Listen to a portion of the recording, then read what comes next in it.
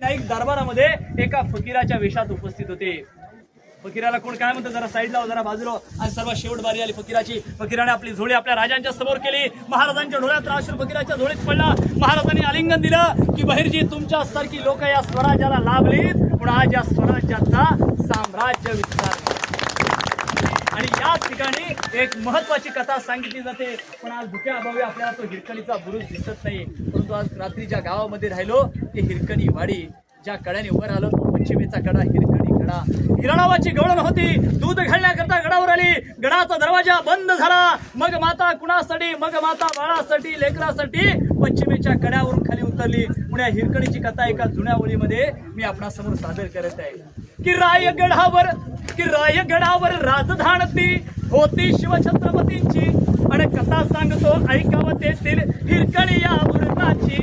बसले होते गाव तलासी गडगेवाडी या नावाचं, राहत होत कुटुंब छोट गरीब गवळ्या धनगराचं।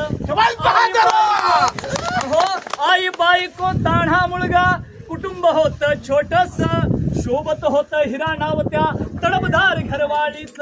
सांज सकाळी हिरा जात असे दूध घेऊन गडावरती, चालत होती उपजीविका त्या नेकीच्या धंद्यावरती। आणि मग एके दिवशी हिरा दूध घालण्याकरता क्षणभर विसावली। ध्यानी नाही मणी नाही कवा सांज वेलती टळून गेली, आणि सूर्यदेव मावलता झाला बंद गडाचा दरवाजा।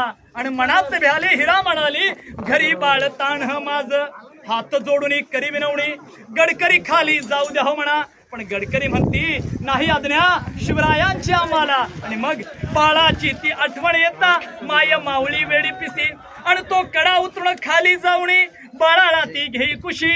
आतुरणीय धाडस पाहुणी महाराज स्तंभित झाले, आणि साडी चोळी हिरास देऊनी प्रेमे सन्मानित केले।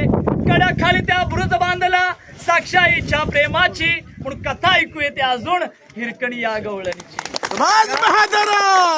कुणासाठी तर बाळासाठी